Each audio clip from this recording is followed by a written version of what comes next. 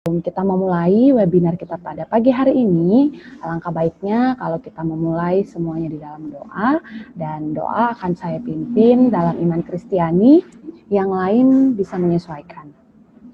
Mari kita bersatu dalam doa, kita berdoa. Tuhan Allah Bapa yang bertahta dalam kerajaan surga, puji syukur untuk setiap kebaikan, untuk setiap penyertaan Tuhan yang masih kami rasakan sampai hari ini Tuhan. Dan pada pagi hari ini kami berkumpul melalui webinar ini Tuhan dari tempat kami masing-masing. Kami akan membahas, kami akan mendengarkan materi yang akan disampaikan oleh kedua pembicara kami. Tuhan yang berkati kedua pembicara kami agar boleh menyampaikan materinya dengan baik.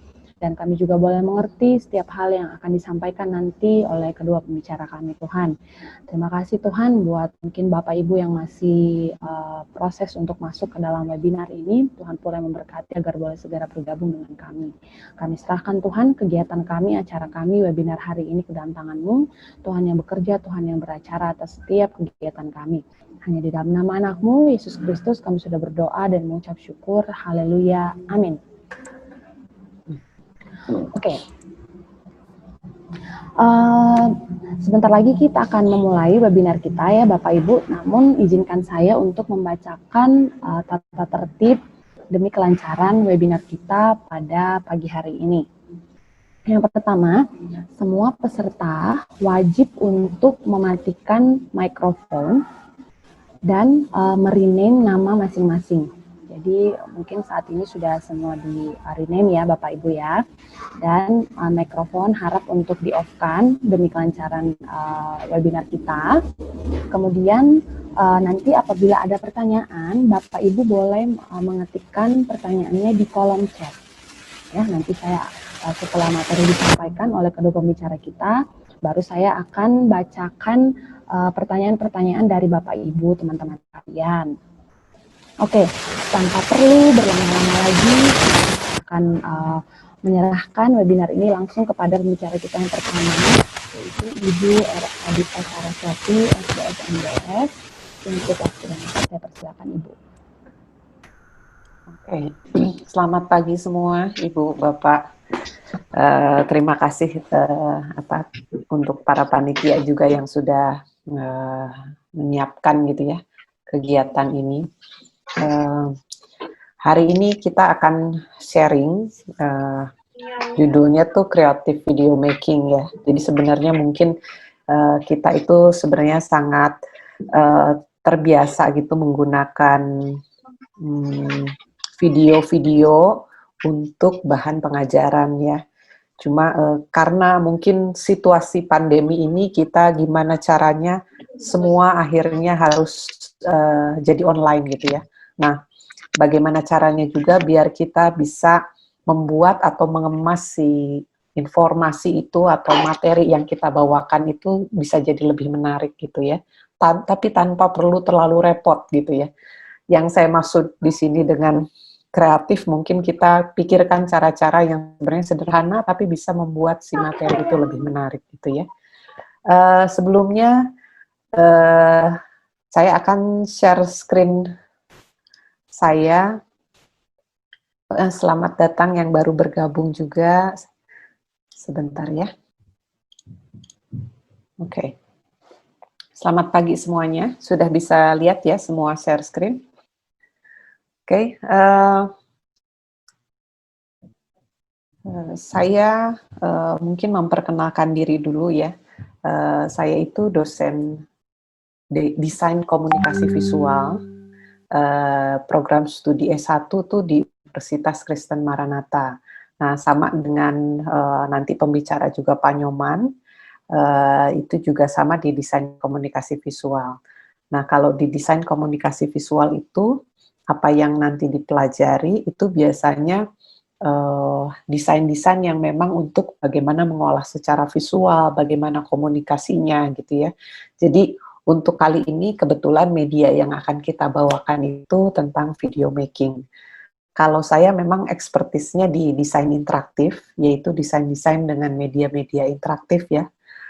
Dan kemudian Pak Nyoman itu sebenarnya di game grafis. Jadi semua yang tentang ada gamification secara visual dan secara fungsi, itu ekspertisnya Pak Nyoman. Baik, kita mulai. Mungkin Ibu dan Bapak, kita semua sudah terbiasa dengan fenomena YouTuber sama vlogger di Indonesia ya. Jadi kalau Ibu lihat, kayaknya anak-anak kita atau murid-murid kita, siswa kita itu sampai sekarang tuh profesinya, kalau udah besar mau jadi apa? Mau jadi YouTuber gitu ya. Kalau enggak saya mau jadi vlogger Bu. Itu sebenarnya apa sih gitu ya? Kenapa sampai bisa booming seperti ini gitu?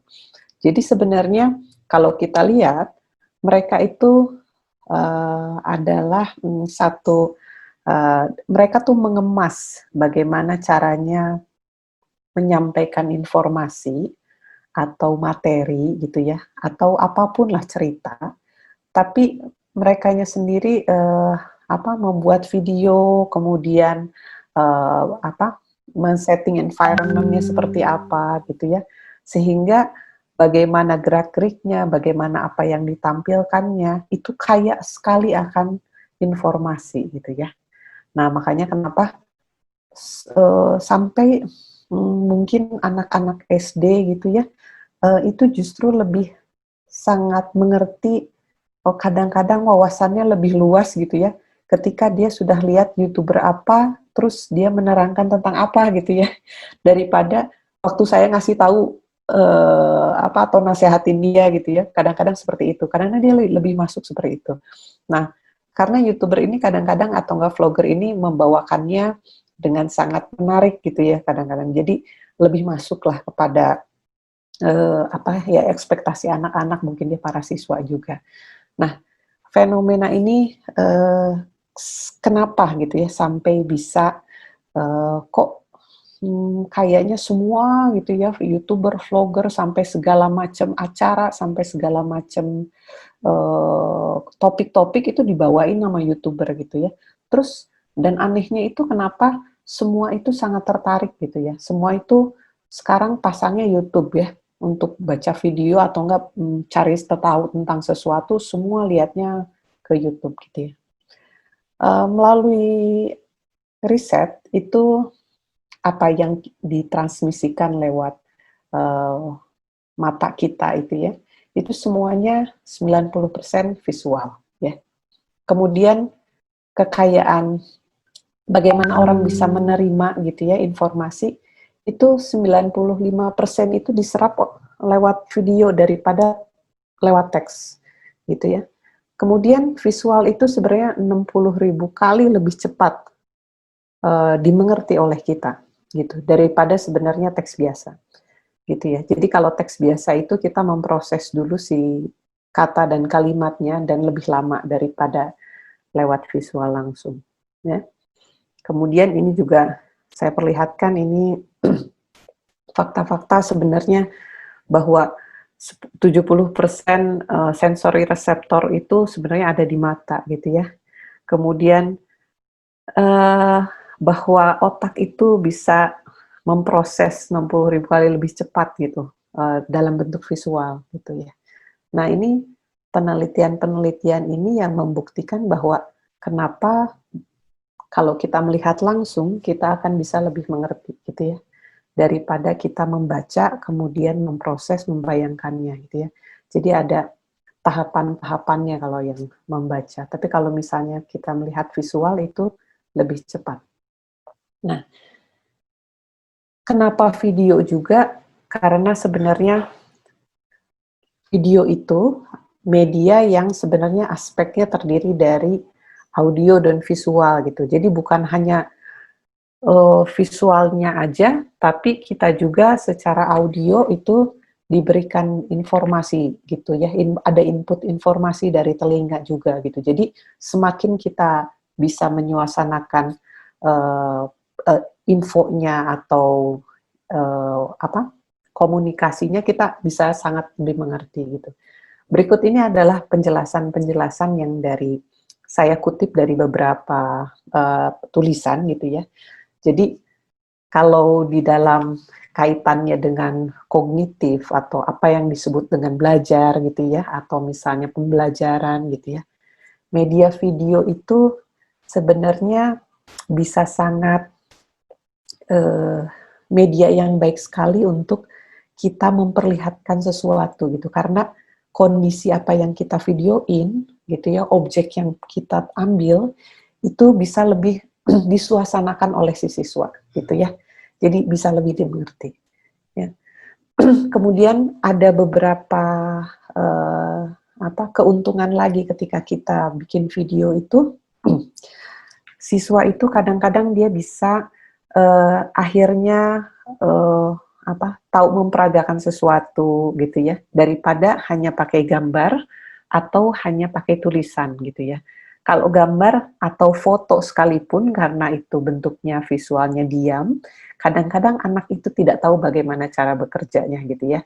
Jadi memang ada beberapa topik yang sangat baik sekali jika disampaikan pakai media video ini gitu.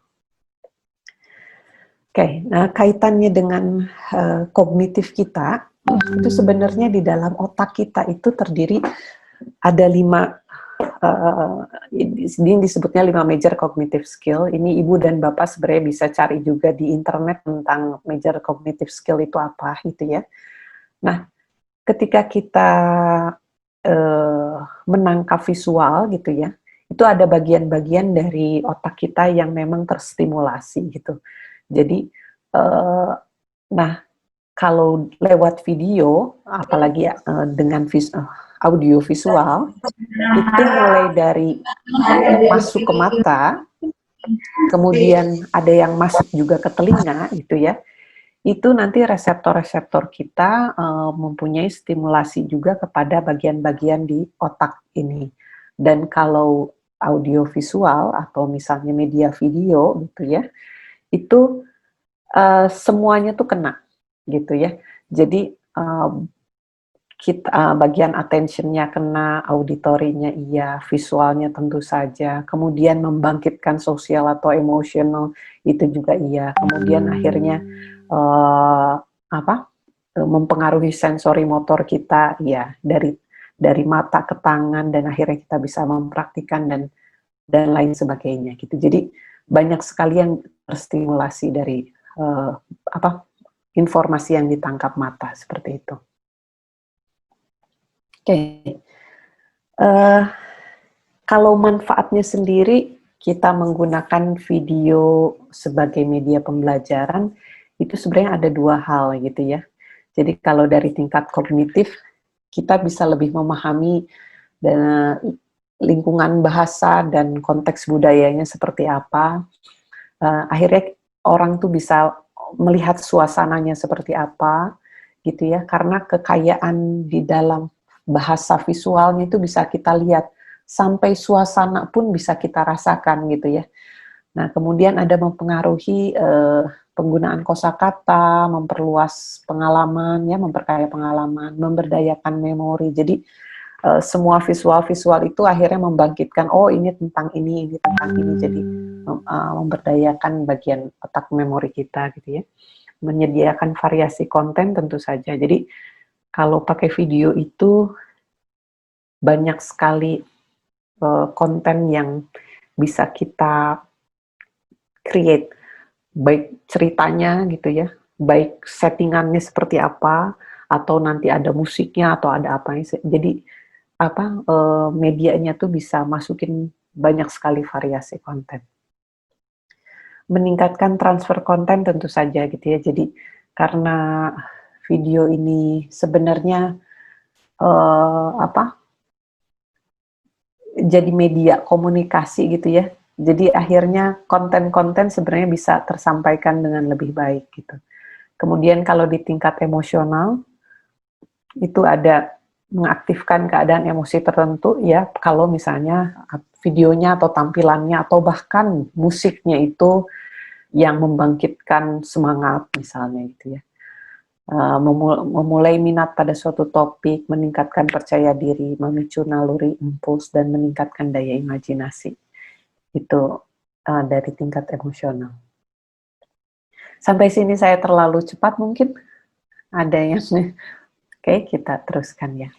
Nah, Jadi di dalam apa yang mau kita sharing sekarang, setelah kita tahu sebenarnya apa manfaat eh, kita pakai video gitu ya, kalau dalam pembelajaran gitu, itu sebenarnya hmm, apa yang harus dipahami kalau kita mau bikin tentang video di dalam pembelajaran kita, kita harus memahami dulu secara teknisnya gitu ya.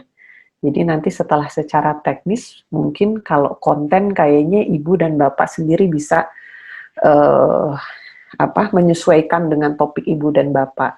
Nah di sini saya mau share dulu karena sebenarnya kalau kita bikin video yang sangat komprehensif sekali itu mungkin eh, ini pelaksanaan apa eh, pelaksanaan pelatihannya mungkin bisa beberapa kali gitu ya, karena saya juga mengajar mata kuliah videografi itu bisa sampai 14 pertemuan sampai si anak itu bikin video komplit gitu ya. Tapi saya mungkin di sini akan share yang teknisnya, kemudian sederhananya seperti apa, jadi nanti bisa dipraktekkan sama ibu dan bapak gitu ya. Sebelumnya, apakah ibu dan bapak sering lihat YouTube tentang pembelajaran mungkin ya?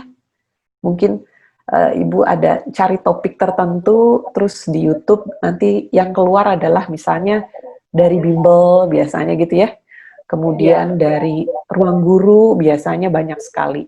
Terus nanti saya liatin ada beberapa contoh juga. Nah itu supaya kita bisa lihat bagaimana bikin video tutorial gitu ya, bikin video menerangkan sesuatu gitu ya, yang sangat simpel sekali seperti apa.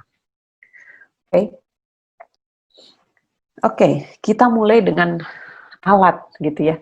Kalau kita mau bikin video sebenarnya mau dari yang paling sederhana sampai yang paling advance gitu ya, itu memang dipengaruhi sama tools-nya seperti apa gitu ya. Tapi bahkan dari HP pun gitu ya, zaman sekarang smartphone itu udah sangat mumpuni gitu ya. Bahkan anak-anak mahasiswa sekarang kalau bikin film pendek semuanya pakai handphone gitu sekarang gitu ya. Jadi udah tidak ada batasan soal teknologi dalam berkreasi sebenarnya gitu ya. Karena handphone-handphone sekarang itu rata-rata uh, speknya itu sudah tinggi ya. Jadi udah bisa masuk YouTube gitu ya.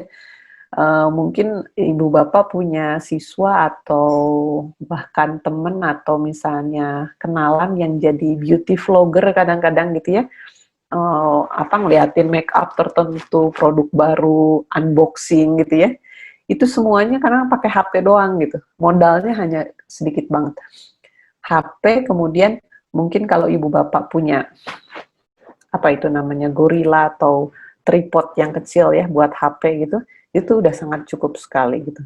Kadang-kadang saya juga kalau misalnya mau menerangkan sesuatu, kadang-kadang handphonenya saya taruh di dinding gitu ya, biar tegak. Nah itu juga udah bisa ngebantu. Atau ibu bapak juga bisa merekam di layar laptop ya. Mungkin kalau komputer Anda harus pakai webcam ya, desktopnya harus tambahan webcam, tapi kalau laptop biasanya sekarang itu sudah ada built-in kameranya. Jadi sebenarnya sudah bisa merekam gitu ya, merekam video sendiri.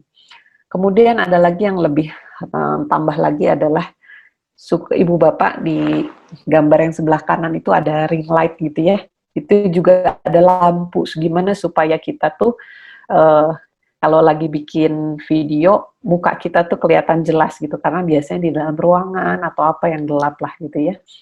Nah itu lebih advance lagi, dan kameranya pakai kamera SLR biasanya ya, yang semi profesional. Ada lagi seperti ini yang lebih canggih lagi gitu ya. Mic juga udah pakai yang seperti itu, ada lampunya gitu ya. Atau ada juga yang di studio gitu ya. Setup studio, kemudian ring light-nya besar gitu ya. Atau sebenarnya ibu bapak sekarang mungkin tahu ada yang namanya gimbal ya. Gimbal itu sebenarnya handheld yang dipegang, kita bisa taruh handphone kita, dan dia meminimalisir apa gerakan yang terlalu keras gitu ya. Jadi gimana caranya biar gambarnya tidak terlalu banyak bergerak kalau sudah ditangkap gitu. Nah, itu gambarnya yang kanan bawah gitu ya. Nah, kalau ibu bapak juga punya tongkat selfie gitu ya, itu pun sebenarnya sudah cukup gitu. Karena yang penting adalah bagaimana saat ibu bapak menerangkan sesuatu itu tertangkap dengan kameranya jelas seperti itu. Oke, sampai sini mungkin kita oke ya. Nah, ini sebenarnya saya memperlihatkan gambaran-gambaran bagaimana sebenarnya melakukan rekaman video dengan sangat simpel gitu ya, sederhana. Kemudian alat-alatnya juga tidak terlalu harus pakai yang mahal gitu, enggak gitu ya. Pakai handphone juga bisa gitu. Oke, oke. Selanjutnya kita akan bicara soal angle ya. Bicara soal angle. Nah, kalau ibu bapak menggunakan handphone, kemudian pakai tongkat selfie misalnya gitu ya, Anda harus tahu sebenarnya titik kamera itu kan di mana gitu ya. Oke, nah titik kamera itu, kalau misalnya Anda pakai tongkat selfie dan dipegang misalnya gitu ya, itu sebenarnya ada beberapa sudut atau angle yang ibu bapak bisa pilih gitu ya. Di sini ditulisnya ada 5 ya, itu sebenarnya biasa kamera-kamera buat foto atau bikin video gitu ya, itu selalu mempergunakan 5 sudut ini. Tapi ini semua ada keuntungan dan ada kerugiannya gitu ya. Biasanya nih ya, kalau perempuan-perempuan atau foto model atau apa, itu nggak mau semua difoto dari low view gitu ya. Karena apa? Dia akan memperlihatkan bagian leher terlalu besar biasanya gitu ya. Kalau neutral view itu dari depan langsung, terus ada yang high view gitu ya. Yang satu lagi ada bird eye, itu yang dari atas banget gitu. Kemudian ada yang dari bawah gitu ya. Nah, itu yang paling bawah banget itu biasanya dari perspektif mata katak gitu ya, dari bawah. Itu juga sebenarnya ada teori-teorinya bagaimana cara pengambilan gambar dari situ gitu ya. Hanya saja saya sarankan kalau memang fokus kita adalah berbicara mengenai satu topik gitu ya, atau mata pelajaran yang sebenarnya si anak ini harus fokus terhadap apa yang saya ucapkan atau apa yang saya tunjukkan di sebelah misalnya gitu ya, itu sebenarnya neutral view sama high view itu sudah cukup gitu ya. Jadi nggak usah main dari bawah, main dari atas atau bahkan sampai nyimpen tongkat selfie-nya di atas gitu, nggak usah gitu ya. Nah, ini yang sebelah kanan ini salah satu contoh bagaimana kalau biasanya kita zooming ya, pakai handphonenya ditaruh di bawah. Jadi yang kelihatan adalah leher kita yang utama. Nah, tapi beda kalau misalnya pakai laptop, itu benar-benar dari depan kita gitu. Ya. Bahkan jaraknya pun mempengaruhi gitu ya. Kalau kita terlalu dekat, berarti area muka kita di layar itu jadi besar ya. Bedakan sama kalau misalnya kita mundur sedikit gitu ya. Nanti saya akan liatin contoh-contoh yang baiknya seperti apa. Oke. Nah, kemudian kita harus perhatikan arah cahaya ya. Ini penting karena apa yang kita bicarakan kan orang tuh melihat mimik muka kita ya, kemudian ngelihat ekspresi kita, kemudian lihat bagaimana kita bicara, bahkan mungkin beberapa itu membaca bibir kita sebenarnya sedang berbicara apa gitu ya. Nah, itu harus jelas, apalagi kalau kita sedang memperagakan sesuatu gitu ya di depan kita gitu, sehingga barang bisa terlihat dengan jelas. Kemudian kita harus perhatikan kalau di dalam ruangan, apakah cukup cahayanya dengan lampu aja gitu, atau enggak kita harus buka deh itu gordennya gitu ya, biar cahayanya masuk dari luar gitu. Kemudian biar si suasananya itu terang gitu ya. Nah, ataupun misalnya Ibu bisa mengambil gambarnya di meja pakai laptop misalnya gitu ya. Ibu bisa pakai lampu belajar yang memang dinyalain tapi di depan Ibu gitu ya.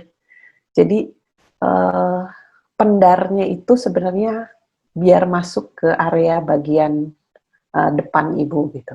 Seperti itu. Ya, kemudian perhatikan latar, hindari latar yang terlalu banyak benda sebenarnya gitu ya. Kayak misalnya di belakang tuh banyak barang atau apa gitu karena sebenarnya itu membuat si siswa itu tidak fokus sama apa yang ibu katakan tapi dia akan cenderung melihat apa yang di belakang ibu terus ada apa di situ gitu ya ada slightly dia akan melihat memperhatikan itu gitu ya kemudian kalau misalnya tidak bisa ya mungkin kita mendingan membelakangi tembok gitu ya atau kalau kita punya kain ya udah kita bikin layar di belakang gitu ya kemudian suara gitu ya suara juga penting karena ketika Anda di ruangan besar kadang-kadang suka bergema atau ketika Anda di ruangan yang banyak orang juga itu ikut jadi noise ya masuk ke dalam mic juga dan terekam atau paling enak itu sebenarnya di sebuah kamar atau kamar tidur gitu ya, yang memang berkarpet. Itu karena apa? Suara Anda bisa lebih banyak diredam gitu, sehingga enak untuk didengar gitu. Kalau misalnya kadang-kadang ada speaker atau suara lain itu kadang-kadang suka ada feedback gitu ya. Nah, itu mending dimatiin. Jadi lebih baik memang pakai kalau nggak earphone, headphone sekalian gitu ya, atau memang untuk headphone untuk conference call biasanya dengan mic di depan gitu ya. Nah, itu yang lebih baik menangkap suara. Oke, ini adalah salah satu contoh kalau kita pakai lampu gitu ya. Di dalam ruangan misalnya cahayanya kurang. Nah, kalau misalnya kita pakai lampu belajar langsung disorot dari depan, itu cahayanya biasanya terlalu keras gitu ya. Terus ibu dan bapak juga mungkin agak pusing akhirnya karena silau melihat cahaya itu gitu ya. Kemudian ada yang ya, seperempat gitu ya, jadi dari pinggir. Kemudian benar-benar dari pinggir side light ya. Nah, ini juga terlalu keras gitu. Kemudian ada yang backlight. Nah, ini bahaya kalau misalnya ketika Anda merekam, tapi di belakang Anda itu ada lampu juga gitu ya. Nah, ini jadi akhirnya membentuk backlight. Kemudian kalau ternyata lampunya benar-benar di atas Anda gitu ya. Kadang-kadang ke muka bagian bawah itu tidak jelas gitu. Kemudian atau dari bawah gitu ya. Kalau ini ya paling tidak dipakai lah kalau misalnya untuk video-video tutorial atau pembelajaran seperti ini. Jadi yang paling oke itu kalau misalnya mau dari depan ya tentu saja jangan terlalu terang gitu ya, dijauhkan saja. Atau misalnya benar-benar dari samping itu yang 3/4 light gitu ya, itu lebih enak sepertinya gitu. Kalau saya biasa pakai 2, jadi kalau di dalam ruangan itu lampu ruangannya saya selalu nyalakan gitu ya, supaya background saya sama semua apa yang saya pakai itu cahayanya kena ke baju dan muka dan lain-lain gitu ya. Tapi kalau misalnya dari depan saya ada meja belajar, lampu belajarnya saya nyalain di depan saya. Supaya nanti pendarnya itu lebih jelas ke muka saya gitu. Ini contoh-contohnya. Nah, ini contoh-contoh kamera shot ya. Jadi yang tadi saya bilang kalau misalnya disyutingin sama orang lain mungkin bisa jauh gitu ya. Tapi kalau ibu pakai tongkat selfie atau misalnya pakai tripod kecil saja di meja, mungkin yang ibu bisa tampilkan itu di medium close up sampai big close up mungkin gitu ya. Nah, ini penting biasanya kalau kita memperagakan sesuatu ada bendanya, medium shot itu oke ya, karena kita bisa liatin barangnya dan orang bisa ngelihat gerak-gerik kita. Jadi layar itu tidak terlalu penuh sama badan kita ya, tapi ada juga area kosongnya gitu. Kalau yang berbicara, fokusnya kepada apa yang kita bicarakan, itu biasakan pakai close up gitu ya, sehingga orang tuh benar-benar fokus sama apa yang kita bicarakan, sama mimik muka kita gitu ya. Biasanya kalau kita mau bercerita, mau apa ya, menyampaikan sesuatu yang persuasif lah gitu ya, siswa gitu ya, kita pakainya close up gitu. Nah, tapi tentu saja kita kan nggak bisa selama itu geser-geser ya, gitu ya, geser-geser kameranya ke sana kemari gitu enggak.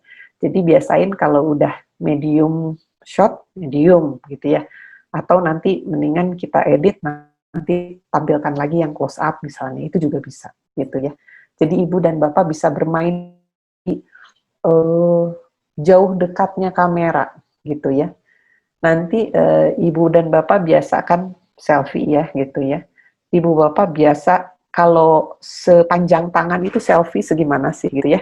Nah, bisa ada yang lebih dekat atau bisa ibu taruh kan gitu ya. Ibu taruh agak jauh gitu di meja. Ya, pastikan semua area kotak layar itu nggak terlalu penuh sama ibu gitu atau bapak gitu ya. Nggak penuh sama badan gitu, tapi ada juga area-area kosong gitu. Nah, biasanya area kosong ini yang eh, apa lebih enak dilihat gitu. Jadi bukan satu satu layar itu isinya muka ibu gitu. Nah, seperti itu. Jadi biar anak juga kalau kita ngomong dia lebih mengerti gitu, lebih enak dilihatnya. Kemudian, nah soal durasi. Nanti di akhir ini kita boleh ya nanti mau praktekin, kemudian nanti Pak Nyoman juga akan share mengenai bagaimana ngedit paling sederhana gitu ya. Ini soal durasi. Nah, kalau misalnya kita perhatikan di YouTube ya, video-video pembelajaran itu atau materi ibu dan bapak itu sebenarnya panjang banget misalnya gitu ya, panjang banget sampai eh, apa dari mulai awal bagaimana ininya sampai latihannya apa segala macam itu mungkin lebih dari 10 menit gitu ya. Tapi menurut penelitian bahwa anak itu sebenarnya kalau udah lebih dari 10 menit itu dia akan berkurang fokusnya gitu. Jadi makanya kenapa kita harus membagi si pengajarannya itu ke beberapa segmen gitu ya. Mungkin segmen yang pertama menerangkan dulu gitu ya, terus nanti videonya stop di situ, baru masuk segmen kedua, mungkin ganti latar atau geser dikit gitu ya, atau ibunya di ngambil dari bagian kanan, sekarang dari bagian kiri gitu ya. Yang hal-hal seperti itu bisa dilakukan gitu. Supaya apa? Si anak itu tidak melihat dari awal sampai akhir di posisi yang sama terus gitu ya. Nah, ini juga membuat menurut penelitian ini cepat bosan gitu ya, gampang bosan, fokusnya juga menurun gitu. Oke. Memang kalau soal durasi itu sangat tricky sekali karena saya juga tahu berbagai materi atau subjek pelajaran gitu ya. Kadang-kadang di hari itu harus banyak sekali yang disampaikan gitu ya. Jadi gimana caranya kita ngebagi si informasi itu supaya akhirnya bisa dipilah-pilah gitu. Oke, nerangin dulu ini, nanti nerangin dulu yang bagian apanya gitu ya. Kemudian baru nanti mungkin sedikit kuis dulu gitu ya.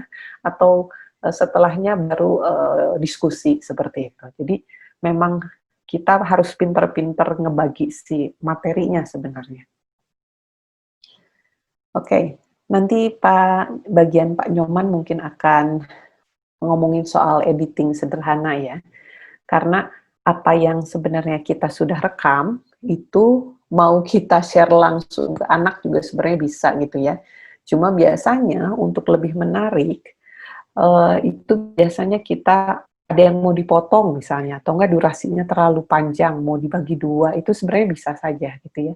Atau di videonya mau kita kasih tulisan, atau mau kita kasih masukin foto, masukin, atau bahkan ngasih background musik biar misalnya karena tentang sejarah atau apa, misalnya mau ada musik klasiknya, mau ada apa segala macam yang memang menyesuaikan dengan topik yang sedang dibikin. Nah, itu juga bisa gitu ya.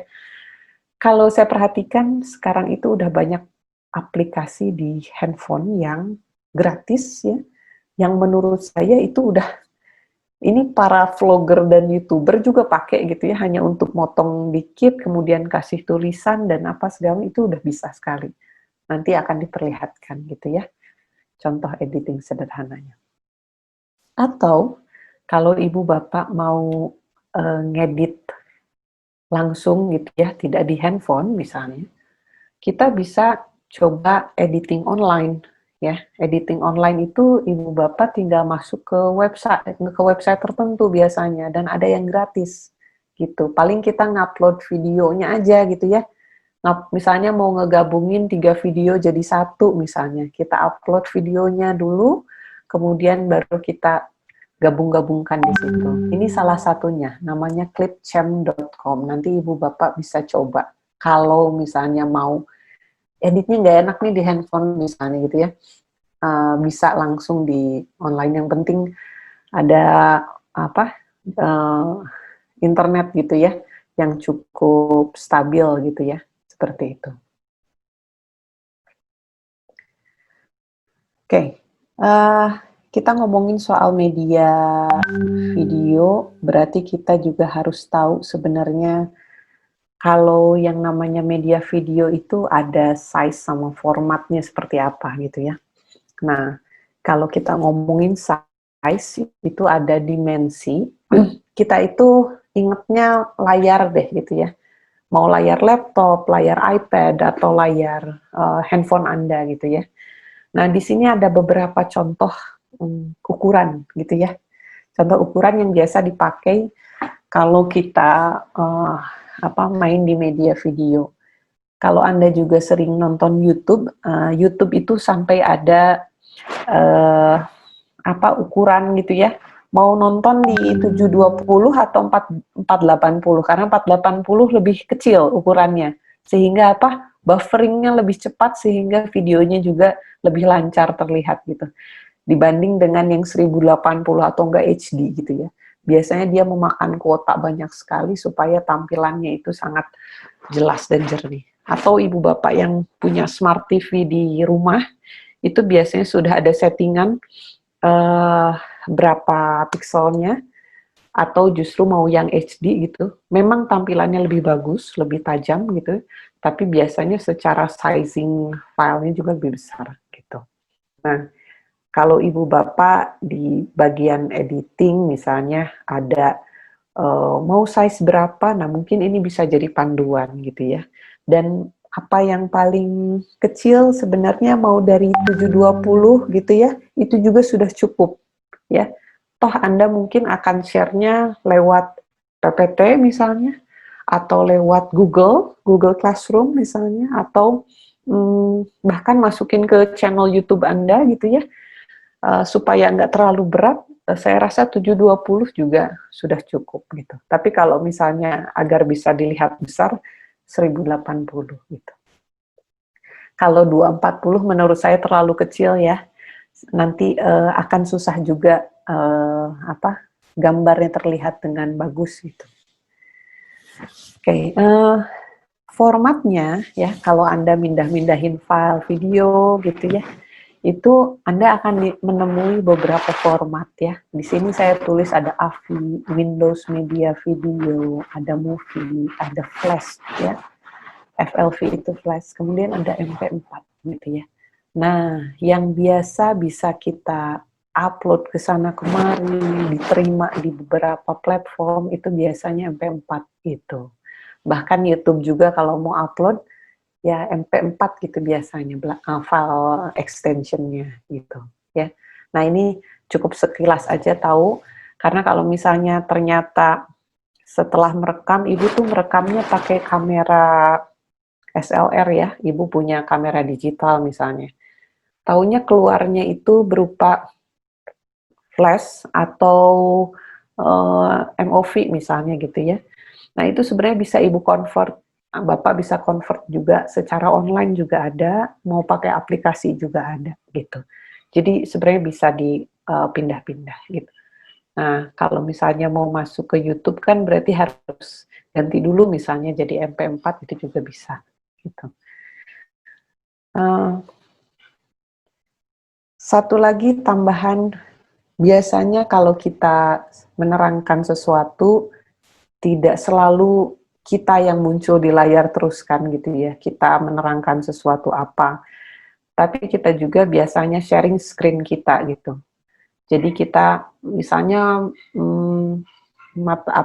topiknya mungkin bagaimana cara menggunakan software tertentu misalnya gitu ya, atau Anda nulis di Word dokumen dan apa segala macam, sebenarnya Anda bisa merekam screen komputer Anda gitu untuk menjelaskan langkah-langkah jika ingin membuat hitungan apa di Microsoft Excel misalnya seperti itu gitu ya. Nah itu bisa Anda rekam screen komputer Anda. Nah kalau yang online yang gratisan itu banyak sekali Ibu Bapak, ini salah satu contohnya ya, PowerSoft ini langsung jadi dia merekam dan ini gratis tidak berbayar. Kemudian start recording, nanti kalau udah selesai nanti dia akan mengunduh langsung ke laptop Ibu gitu. Atau enggak mau disimpan di Google Drive Ibu juga bisa gitu. Dan selain dari ini banyak sekali, tapi biasanya kita repot kalau misalnya harus install ya, install di laptop, install di PC komputer desktop Anda gitu ya.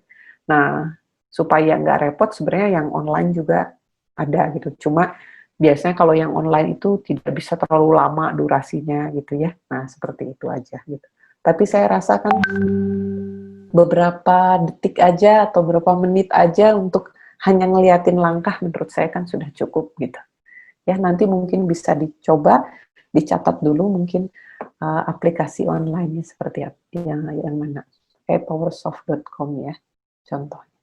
Nah, biasanya setelah selesai semua video itu kita kumpulkan, kita edit gitu ya, itu biasanya kita bisa masukin juga ke bagian PowerPoint kita gitu ya, atau misalnya PowerPoint-nya nanti ada sedikit teorinya, kemudian nanti di akhir baru kita masukin video yang memperagakan gitu ya, seperti apa. Nah, kemudian ya ini salah satu bagaimana insert-nya, mungkin Ibu Bapak juga sudah tahu ya, biasanya kalau kita mau masukin atau uh, insert file itu semua terkendala dengan akhirnya file PPT kita terlalu besar misalnya gitu ya. Ya memang kalau video itu cenderung lebih besar daripada hanya cuma foto gitu.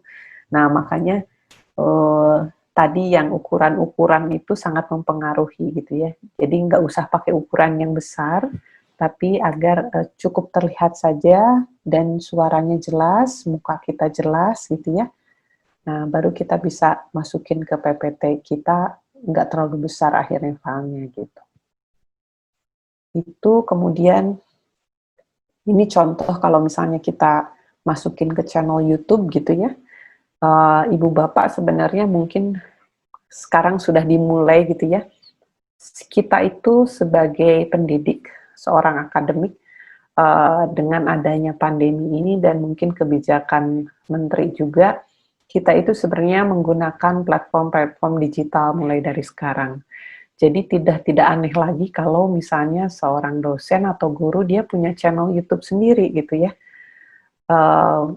Di samping kalau orang-orang luar itu di luar negeri biasanya mereka itu punya channel YouTube, tapi karena mereka itu adalah ya YouTuber lah gitu ya, freelance untuk media tertentu lah gitu, atau enggak jurnalis lah dan lain-lain gitu. Tapi kalau untuk akademik di Indonesia, saya rasa sekarang sudah sangat lazim sekali kita itu punya channel-channel gitu ya. Channel kita itu yang bisa di-follow sama anak didik kita, supaya kalau mereka tidak mengerti itu mereka bisa mengulang karena ada videonya gitu. Dan ini lebih efektif daripada kita cuma dalam seminggu, mata kuliah itu misalnya ketemunya cuma 1 hari gitu ya. Kemudian kita itu nggak bisa ngulang lagi, atau nggak minta diterangin lagi gitu ya, sekali lagi nggak. Tapi dengan ini kadang-kadang anak itu bisa mengulang lagi, terus akhirnya tahu caranya seperti apa, gitu ya. Ya mungkin ibu bapak tahu bahwa kita itu mungkin mengajar para milenial gitu ya, mereka itu fokusnya cenderung ada terpotong-potong ya, sehingga mungkin bagaimana menyerap informasi itu tidak bisa terlalu panjang gitu ya, sehingga harus ada yang diulang, ada yang diulang, ada yang diulang gitu ya. Nah itu kecenderungannya lebih besar seperti itu. Nah dengan media-media kayak gini ini sangat membantu sekali gitu. Ini sebelah kanan itu sebenarnya ini sizing buat kalau kita masukin ke YouTube itu biasanya harus berapa ukurannya gitu ya, kalau misalnya mau ada title-nya bagaimana gitu ya, terus tampilannya juga kita benar-benar harus bikin covernya gitu ya, supaya begitu orang atau siswa lihat, oh ini video yang tentang ini gitu ya, covernya bisa kita lihat gitu. Oke, kemudian ini contoh video-video dari yang paling sederhana sampai menurut saya ini sudah diolah gitu ya. Kita lihat yang ini menurut saya Oke, halo adik-adik, ketemu lagi dengan Bimbel Online Tridaya. Nah, adik-adik bakal belajar tentang logaritma bersama kakak. Ini saya rasa kamera kakak, juga ditempatkan jauh. Kakak salah satu ini tutor matematika di contoh Bimbel shotnya Tridaya. medium shot ya. Baiklah adik-adik, gitu. biar nggak terlalu banyak cincong, kita langsung saja masuk ke bagaimana dia logaritma ini ya. menerangkannya juga, Nah, dia langsung biasanya pakai si bab papan logaritma tulis ini gitu yang ya. suka Menurut jadi saya sederhana bikin sekali, adik-adik tapi itu bisa serem engage banget gitu sama ya logaritma anak-anak itu. gitu ya. Nah, sebetulnya kalau udah belajar sama kakak yuk, logaritma itu gampang banget. Yuk sekarang kita lihat dulu ya. Ini seperti mengajar biasa kita mulai yang sebenarnya direkam dengan gitu definisinya dulu. Oke, sebelum kita masuk ke definisi, kakak pengen tahu coba. Ya. Kalau misalkan Tapi menurut dulu saya adik-adik pernah video belajar ini 2 bisa pangkat lebih 3 baik itu sama kalau dengan berapa? Oke, 8 ya. dia 2 ini pangkat 3 sama dengan menggunakan 8. lampu yang Jadi lebih gini cukup adik-adik, ya. dari operasi Karena ini, itu kalau papan tulis misalkan ada warna yang putih nanya 2 sehingga ada pangkat 3 bayangan itu dia. sama Terus dengan menurut berapa? saya itu masih agak Ini terlalu namanya gelap adalah operasi untuk perpangkatan. memperlihatkan si pembicaranya gitu. Jadi saya rasa Oke, lampu kalau misalkan misalnya ada yang bukan nanya, masih kurang, bisa pakai disorot lampu lagi gitu 8 ya, diakari dari bagian depan. pangkat berapa? Pangkat 3 itu sama dengan Kemudian berapa? Oke, kita berarti ini jawabannya next 2 ya. ya. Ini berarti Nah ini menggunakan latar, dan menurut saya pencahayaannya lebih baik. Ini Kuiper itu juga media pembelajaran ya. Dia masuk di YouTube dan ada aplikasinya gitu ya. Ini contoh-contoh. Halo Kuiperian, di video kali ini kita akan membahas prediksi soal-soal UTBK 2020 yang berkaitan dengan topik kalimat efektif. Kita lihat soal yang pertama. Nah, di sini ada sebuah teks dan pertanyaannya adalah perbaikan yang tepat untuk kalimat pertama pada teks tersebut agar menjadi kalimat efektif. Ada opsi A, B, kalau kemudian ini kita bisa C, perhatikan, D, dan E.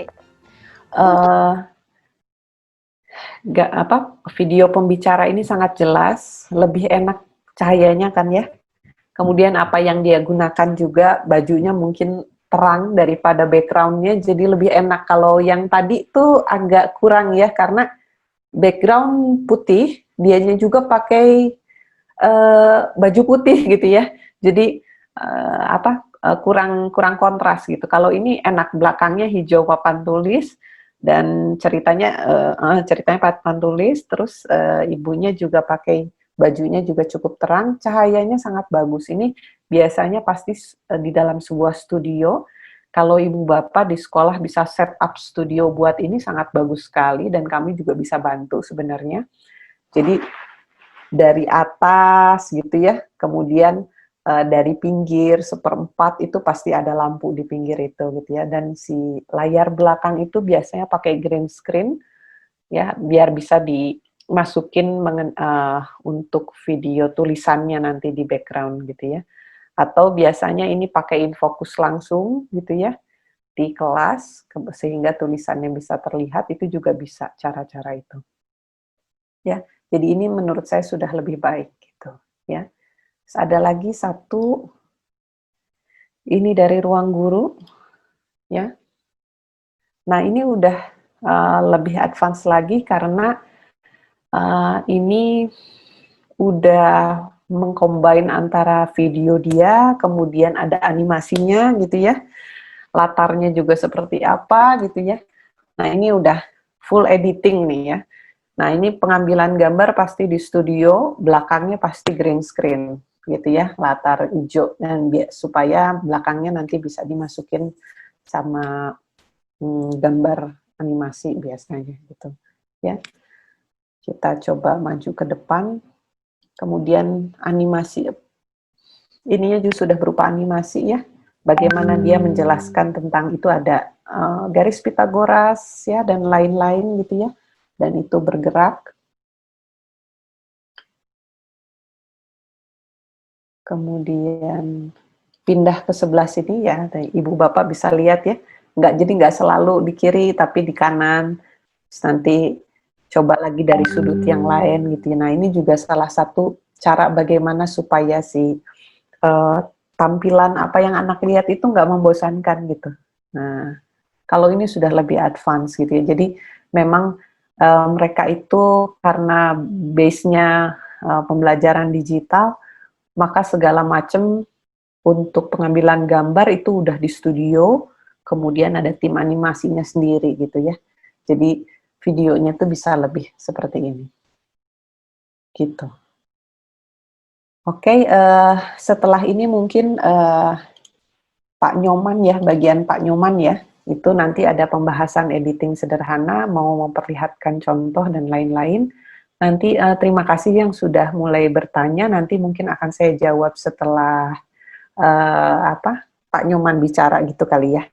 Ya, saya stop dulu share-nya. Silahkan Pak Nyoman ya. Baik, terima kasih Ibu Radita. Pertama-tama saya ucapkan selamat siang kepada Bapak dan Ibu semua. Salam sejahtera. Semoga semuanya dalam keadaan yang baik dan sehat. Izinkan saya pada kesempatan hari ini untuk memaparkan atau berbagi sedikit saja mengenai cara-cara atau editing video menggunakan media handphone dengan cara yang sederhana saja. Oke, saya yakin sebelumnya Bapak Ibu semua pasti sudah pernah mencoba editing video dengan menggunakan handphone ya. Oke, jadi saya mungkin sharingnya nggak akan terlalu banyak. Oke, saya coba sharing dulu. Nah, sebelum saya sharing tentang editing sederhana, mungkin saya sedikit tambahkan dari bagian Ibu Dita mengenai tambahannya tentang cropping ya, tentang layouting pada kamera. Nah, jadi prinsipnya ini sama seperti pada prinsip fotografi, di mana nanti Bapak Ibu ketika sedang men-setting kamera handphone, pastikan jangan meng-cropping pada area persendian, seperti itu ya. Karena nanti akan menimbulkan keanehan ya. Kakinya itu akan terlihat panjang atau tidak nih. Jadi nanti yang melihat, yang menonton videonya itu nggak tahu ya, ini tuh kakinya sampai semana batasnya. Terutama daerah-daerah seperti pergelangan tangan, leher, dan lain-lain. Jadi yang sangat disarankan itu adalah meng-cropping tidak di area persendian. Kira-kira seperti itu saja. Oke, saya langsung saja masuk ke editing sederhananya. Untuk software atau aplikasi editing di handphone, tadi juga sudah sempat dijelaskan oleh Ibu Dita bahwa ada berbagai macam jenis ragam aplikasi baik itu di handphone ataupun secara online. ataupun secara offline yang dapat kita install di laptop, di komputer, atau dimanapun sebetulnya ya, tidak terbatas. Jadi kalau kita menggunakan Play Store Android atau Google iOS Store, Bapak Ibu juga bisa searching berdasarkan uh, berdasarkan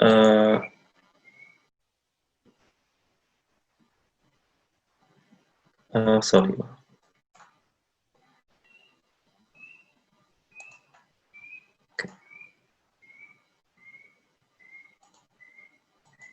ya, berdasarkan rating biasanya ya. Kalau kita mau install aplikasinya, kita lihat dulu berdasarkan rating atau dari review para penggunanya. Nah, pada kesempatan kali ini saya akan coba sedikit jelaskan editing sederhana dengan menggunakan aplikasi InShot. InShot ini pernah saya pakai berdasarkan pengalaman pribadi, gitu ya, karena saya juga sebagai orang tua siswa, gitu ya, di sekolah anak saya, kemarin itu sempat dimintain membantu membuatkan PR gitu ya untuk anak saya. Jadi biasanya anak saya diminta progresnya oleh gurunya dalam bentuk video seperti itu. Contohnya yang paling sering itu biasanya video olahraga ya, video olahraga. Nah, berdasarkan pengalaman pribadi itu saya menggunakan InShot karena secara tampilan tatap muka atau user interface-nya itu lebih terasa ramah bagi saya dan intuitif gitu ya. Jadi tanpa kita membaca tutorialnya terlebih dahulu atau mencari tahu apa saja fungsi dari tombol-tombol tersebut, kita jadi sudah seakan-akan jadi tahu gitu ya. Sama seperti kalau Bapak Ibu dulu sempat pakai Nokia gitu ya, handphone Nokia zaman dulu. Handphone Nokia zaman dulu itu punya slogan teknologi yang mengerti Anda gitu ya. Jadi bukan Anda yang mengerti teknologi gitu. Jadi distributor developernya itu sangat memikirkan perilaku user interface-nya sehingga kita dengan mudah bisa menjalankan aplikasinya, kira-kira seperti itu sih. Lalu juga kenapa saya pilih InShot? Ini saya bukan dari marketingnya InShot kebetulan Bapak Ibu ya.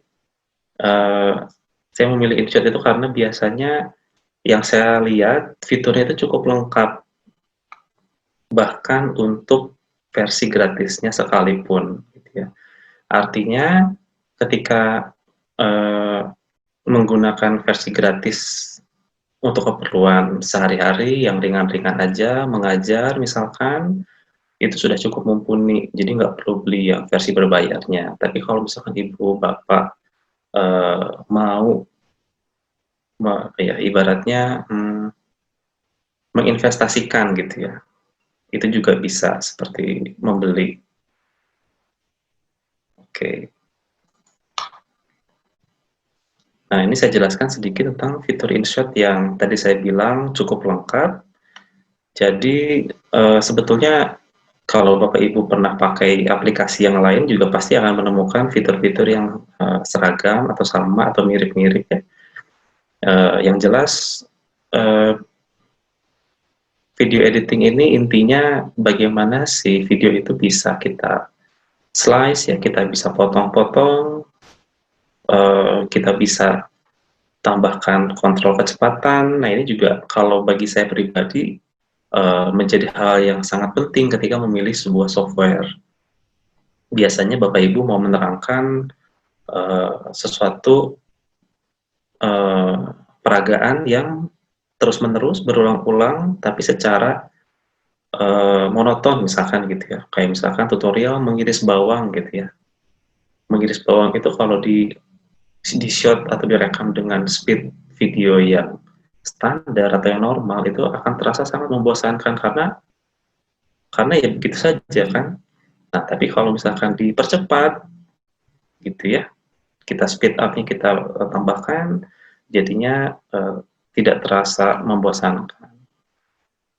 Terus di sini juga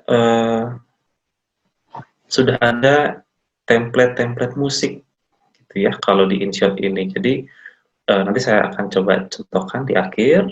Jadi Bapak Ibu ketika menggunakan video untuk pembelajaran, Bapak Ibu bisa menambahkan musik gitu ya, agar tidak terlalu sunyi misalkan gitu ya suasananya. Lalu juga musik ini nanti bisa diatur tingkat volumenya, jadi jangan sampai nanti musik background ini menyaingi atau melebihi intensitas suara dari Bapak Ibu sendiri. Lalu juga ada fitur untuk merekam, jadi nanti ketika mengedit, Bapak Ibu bisa menambahkan suara gitu ya. Lalu ada efek-efek, kalau ini sih biasanya saya nggak terlalu banyak pakai karena untuk video yang tujuannya untuk menyampaikan informasi secara jelas, kadang-kadang menambahkan efek atau filter yang di sini sebutnya filter yang indah gitu ya. Itu nanti malah jadi akan menjadi bumerang gitu ya. Malah nanti anak-anak tersebut malah jadi nggak ngerti atau yang kita sampaikan ini jadi nggak jelas gitu ya. Jadi sih ini by choice aja apakah mau dipakai atau tidak. Lalu ada efek transisi video. Nah ini biasanya transisi yang paling banyak kalau kita nggak mengolahnya itu ada cut to cut ya. Jadi dari satu video ke video lain itu langsung pindah begitu saja. Tapi biasanya dengan ada transisi video ini jadinya kesannya lebih keren gitu ya. Itu menambah value dari video yang Bapak Ibu buat atau olah ya. Terus di sini juga bisa langsung menambahkan teks dan emoji. Ya, jadi kita bisa menambahkan teks apapun terserah Bapak Ibu gitu ya. Ini yang tadi kontrol kecepatan. Terus kita bisa ganti latar belakang atau bingkai di videonya.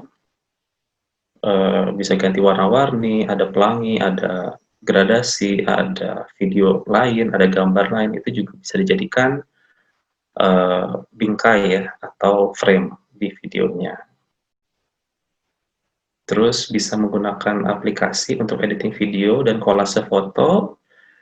Cuma ini aplikasi yang edit foto ini saya sih sebetulnya tidak pernah pakai karena menggunakan aplikasi lain untuk editing foto lagi ya. Jadi kalau untuk yang di InShot ini, saya betul-betul memanfaatkannya hanya untuk editing video aja di handphone. Lalu membagikan ini fitur sharing, kualitas yang paling besarnya adalah Full HD 1080 pixel. Di sharingnya bisa ke aplikasi seperti YouTube dan lain-lain. Sebentar, maaf. Nah ini demo menggunakan aplikasi InShot.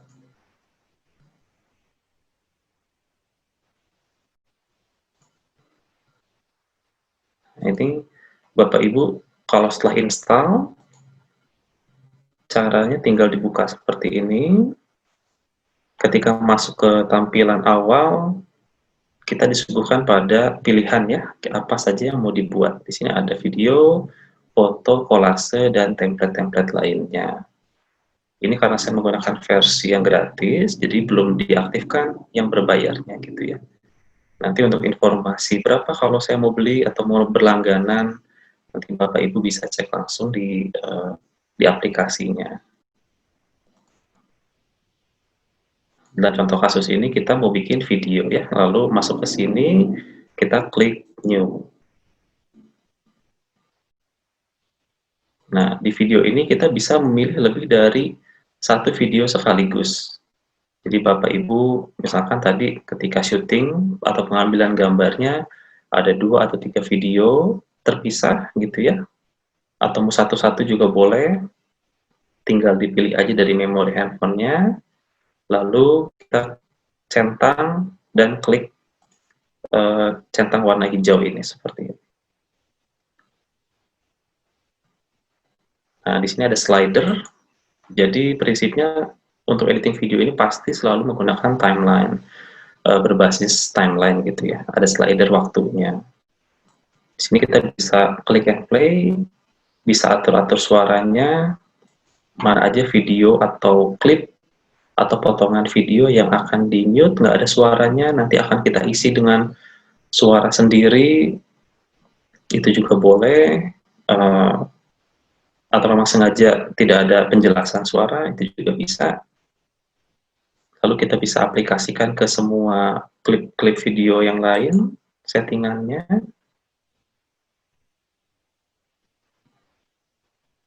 Kita bisa potong kira-kira dari sekian banyak video yang atau klip yang mau diambil, yang di syuting, kita mau ambil yang mana saja. Misalkan yang jadi bayangan saya, Bapak Ibu sudah menyiapkan tripod, lalu Bapak Ibu merekam kalau sendirian ya, tidak ada yang membantu, merekam menggunakan timer misalkan. Pada saat itu Bapak Ibu langsung lari ke depan kamera dan proses larinya itu terekam misalkan. Jadi ketika proses berjalan atau lari ke depan kamera itu kan tidak mungkin ditampilkan ke siswa gitu ya. Jadi harus kita cut dulu di sini.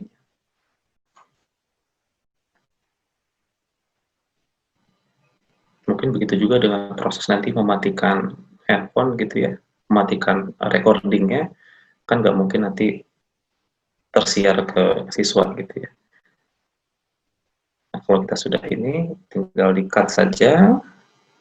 Nah, ini yang tadi saya bilang, fitur-fitur ini ada di bawah, ada kanvas, kita bisa menambahkan musik, stiker, teks, filter, dan lain-lain.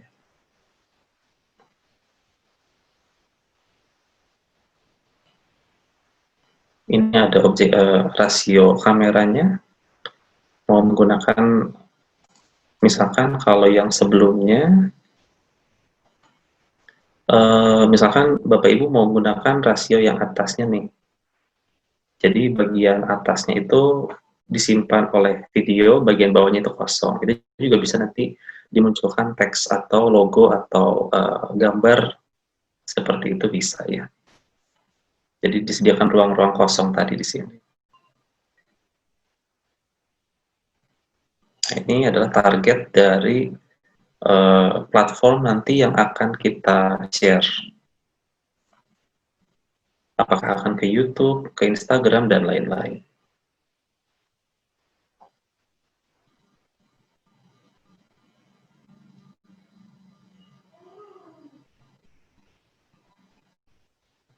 Nah, ini fitur untuk menambahkan suara atau musik ya. Di sini ada 3. Yang pertama adalah add tracks untuk musiknya ini. Sudah ada template. Template-templatenya juga Bapak Ibu bisa cari, banyak sekali. Dari satu album ini ada beberapa musik lagi yang bisa di-download langsung. Dan gratis. Bisa didengerin dulu, kira-kira oh ini lagunya enak nih. Tinggal di-download dan digunakan di video. Seperti itu. Nah, musiknya nanti bisa disesuaikan panjang atau pendeknya. Kalau misalkan videonya terlalu singkat, tapi musiknya kepanjangan, nanti otomatis musiknya akan mengikuti dari durasi video. Gitu. Tapi kalau misalkan videonya terlalu panjang dan musiknya terlalu sedikit, terlalu pendek, nanti musiknya bisa diduplikasi atau diganti musik lain, gitu ya. Seperti itu.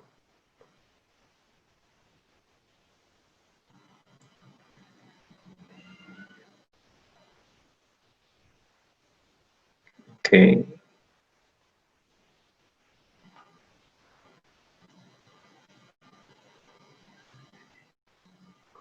Di sini memang tidak ada suaranya.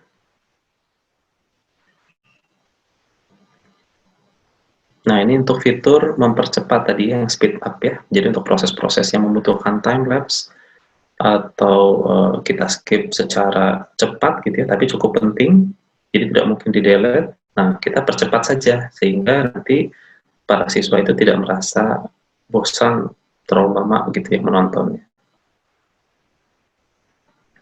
Nah, ini fitur yang mungkin cukup menarik ketika ditampilkan atau digunakan di hasil editing video Bapak Ibu ya. Karena ada sifatnya icon-icon ini atau emoji ini ada animasinya seperti itu ya. Jadi Bapak Ibu bisa gunakan supaya fokus anak itu nggak terlalu merasa bosan seperti itu ya. Nah, ini satu aset visualnya ini bisa diatur posisinya mau di sebelah mana, lalu mau menggunakan animasinya seperti apa ya untuk kemunculan sama tidaknya. Lalu kita juga bisa tambahkan teks tadi. Untuk jenis hurufnya juga sangat banyak. Kalau yang tandanya shopping bag itu harus beli lagi ya nanti ya. Kita bisa taruh dimanapun. Di sini ada tombol pensil ya, itu masih bisa diedit isi teks dan animasinya.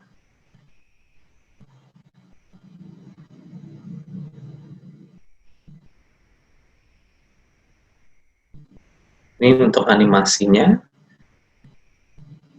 ada banyak template juga. Mau menggunakan template yang mana gitu ya untuk animasi teksnya. Intinya learning by doing ya. Jadi kalau misalkan hanya nonton tutorial seperti ini, saya yakin akan sulit gitu ya. Karena nanti ketika mau menerapkan, susah juga gimana. Nah, memang harus sambil nyobain sih kalau praktikum seperti ini ya.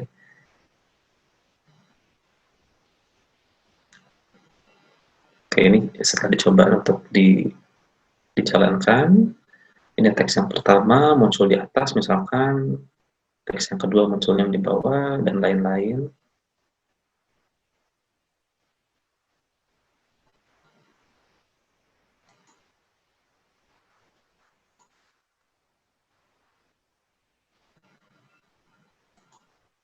Oke, ini filter untuk tampilan videonya, apakah diberi suasana yang gelap, terang, dan lain-lain. Jadi kalau Bapak Ibu geser lagi, masih banyak fitur-fitur yang lainnya. Cuma saya biasanya sih jarang pakai ya, karena yang penting informasinya sampai aja ke siswa gitu ya. Nah, ini untuk ekspor video, kita bisa pilih atau customize resolusinya mau berapa pixel. Di situ langsung muncul prediksi untuk besaran filenya kira-kira berapa mega. Nah, ini karena versi gratisan, jadinya ada muncul iklan gitu ya. Jadi kalau iklan ini mau di-remove, kita harus bayar yang tidak gratis ya.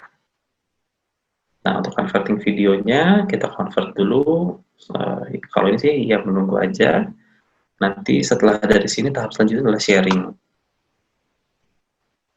Oke, paling tipsnya kalau ketika mengedit ini, pastikan memori handphonenya masih cukup ya, jangan terlalu kecil sisa memori handphonenya. Lalu jangan sampai Bapak Ibu menghapus file aset dari video-video yang tadi dimasukkan ke dalam InShot. Karena kalau file asetnya itu dihapus, nanti file editing InShot-nya itu nanti akan rusak. Gitu ya, kadang-kadang saya juga suka lupa, oh ini InShot-nya belum sempat dikirim ke guru anak saya, tiba-tiba memori udah penuh nih, dihapusin gitu ya, ternyata berakibat buruk pada hasil editing videonya, karena dia masih sifatnya memanggil file video yang mentahnya, seperti itu ya. Nah, ini sudah bisa di-share ke beberapa platform, tinggal kita pilih aja mau platformnya yang mana.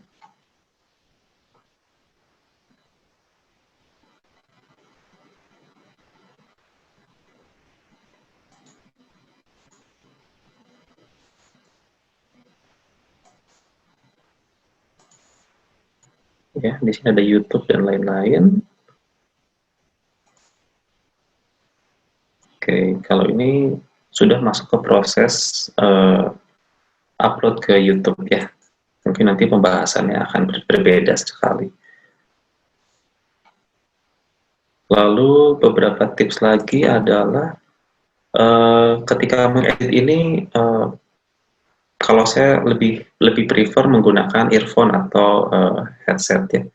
Jadi suara yang kita edit itu lebih jelas terdengar gitu. Kalau nggak pakai earphone, biasanya fokus kita ketika mengedit itu jadi lebih susah. Kira-kira seperti itu saja.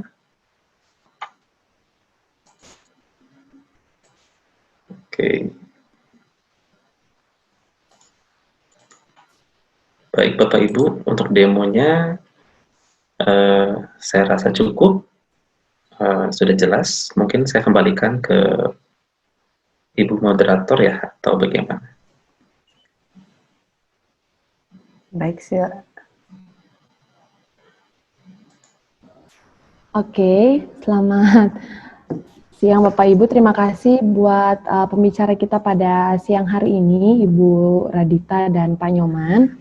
Namun sebelum saya membacakan pertanyaan-pertanyaan, di awal tadi saya lupa, maaf sekali Bapak Ibu, membacakan CV daripada kedua pembicara kita. Mungkin saya bacakan dulu ya sebagai penjelasan kepada semua peserta untuk mengetahui CV dari kedua pembicara kita. Yang pertama, Ibu R.A. Dita Saraswati, SDS MDS. Beliau menempuh pendidikan S1 di Institut Teknologi Bandung dan menempuh pendidikan magister di Institut Teknologi Bandung. Merupakan salah satu staf pengajar di Fakultas Seni Rupa dan Desain Universitas Kristen Maranatha. Mata kuliah yang menjadi fokus Ibu Dita adalah desain interaktif dan proyek-proyek yang sudah pernah dilaksanakan yaitu Basil Eatery, cafe branding, Polar Beardy, bags, fashion and apparel branding. Kemudian ada Plaza Indonesia Environmental Design Guideline Book. Kemudian yang terakhir ada Teh Walini in History dan Wall Backdrop Interior Design Office. Dan yang kedua, untuk pembicara kita, Pak Nyoman, dengan nama lengkap I. Nyoman Nathanael SDS MDS, menempuh pendidikan sarjana di Institut Teknologi Nasional Bandung dan program magister diambil di Institut Teknologi Bandung. Merupakan salah satu staf pengajar di Universitas Kristen Maranatha, Fakultas Seni Rupa dan Desain, mengambil mata kuliah atau mengajar mata kuliah di komposisi 2D, komposisi 3D, desain 3D, prototype game, rancang game grafis 2. Kemudian beliau juga sudah melakukan beberapa proyek HKI, yaitu digital 3D, media poster dengan judul Bengkel, dan juga digital 3D, media poster dengan judul Satan Slave, Rumah Ibu. Ya, berikut saya sudah menyampaikan CV dari kedua pembicara kita, dan pada hari ini saya akan mungkin membacakan ada beberapa pertanyaan ya dari peserta.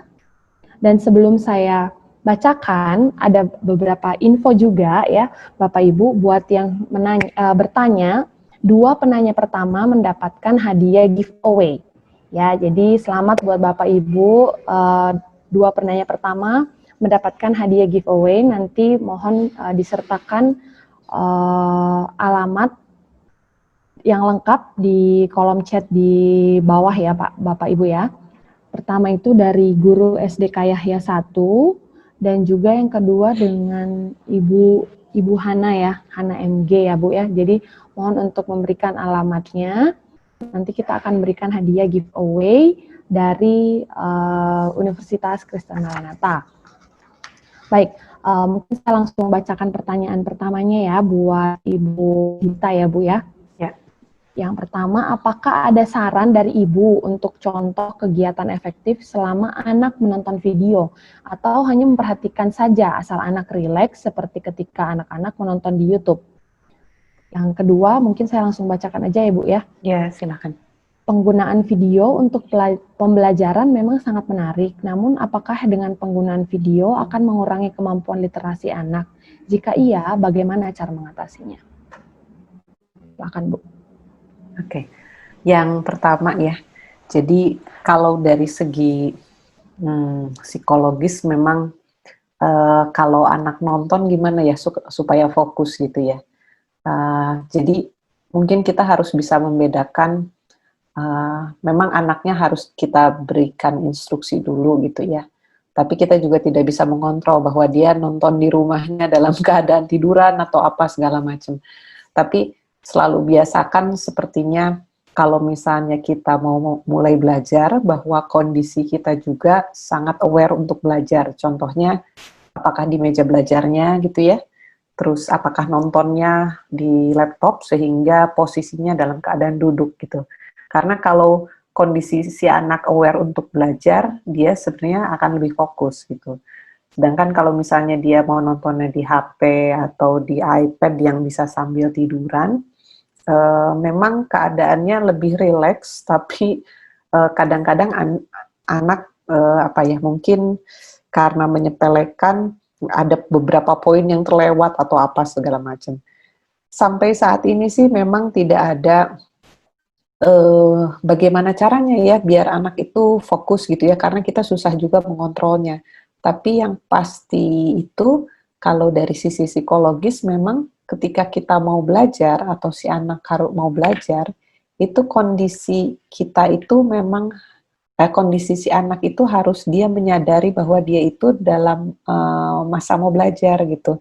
Jadi saya selalu dikasih tahu dari psikologi anak kalau misalnya mau ngajak anak belajar di rumah itu kita harus ngajak dia ke tempat yang area yang memang khusus untuk belajar gitu. Jadi supaya dia bisa dengan sendirinya di pikirannya udah oke, kita sekarang kondisinya mau belajar nih gitu. Karena jadi akhirnya dia lebih fokus terus dia tahu gitu ya. Kecuali kalau ini berlaku buat anak-anak yang masih TK atau SD kelas 1, 2 itu kayaknya lebih sulit gitu ya. Tapi kalau untuk kelas 3, kelas 4 gitu ya, sampai mungkin SMP dan SMA, itu akan lebih mudah mengkondisikannya sebenarnya gitu. Kemudian itu dari sisi bagaimana biar efektif gitu ya. Kemudian kalau dari videonya sendiri, sebenarnya hindari yang durasinya panjang sebenarnya. Makanya tadi saya bilang kayaknya harus ada segmen kalau misalnya ibu itu membawakan topiknya panjang gitu ya. Harus ada segmen. Jadi maksudnya segmen di sini tuh tampilan ibu tuh nggak hanya satu posisi gini terus dalam 10 menit gitu. Mungkin di dalam 3 menit ibu agak bergeser, misalnya geser sebelah sini gitu sehingga ibu lebih bisa menjelaskan ini adalah lemari saya bla bla bla bla gitu misalnya ya.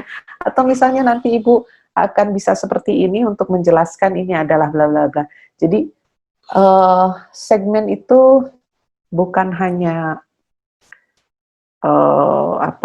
Anda bikin pembagian dalam topiknya, tapi juga dalam tampilannya gitu. Jadi apakah justru mungkin saya juga harus mundur dulu gitu sambil biar bisa melihat gerak-gerik saya dan lain-lain. Itu kalau contoh videonya ya. Kemudian tadi soal literasi ya. Nah ini menarik juga karena saya juga meneliti tentang literasi visual ya. Di sini yang disebut dengan literasi mungkin ibu atau bapak yang bertanya ini maksudnya literasi dalam membaca kali ya gitu ya.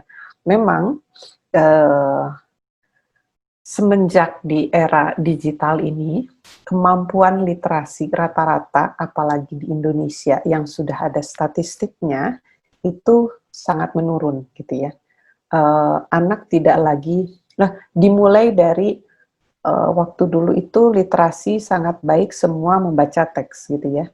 Tapi kemudian ada cerita bergambar, semua orang akhirnya membaca buku tapi bergambar gitu ya. Sampai sekarang orang tidak membaca buku gitu ya. Yang teks-teks itu sama sekali tidak dibaca. Padahal yang namanya teks atau literasi di dalam membaca teks ini itu akan membangkitkan imajinasi-imajinasi sama dengan tadi yang visual cortex di dalam otak tadi. Banyak sekali yang dipicu oleh kalau kita membaca gitu ya. Nah, tapi yang harus kita pahami, kita ini ada di era yang mana gitu ya. Saya rasa ini yang perlu kita pahami itu, kalau kita mengajarkan apa yang kita diajarkan oleh guru kita waktu dulu, itu udah tidak akan masuk gitu. Ya, karena siapa yang kita ajar saat ini itu udah generasi dengan kondisi di mana semuanya sudah sangat menyediakan fitur-fitur visual, digital, teknologi yang mumpuni gitu ya. Ketertarikan dengan buku fisik dan dalamnya teks doang kayak novel aja udah jarang gitu ya. Paling banter komik gitu ya, atau enggak graphic novel gitu yang pasti ada gambarnya gitu. Nah, sehingga bagaimana ya, ini perubahan generasi sebenarnya gitu.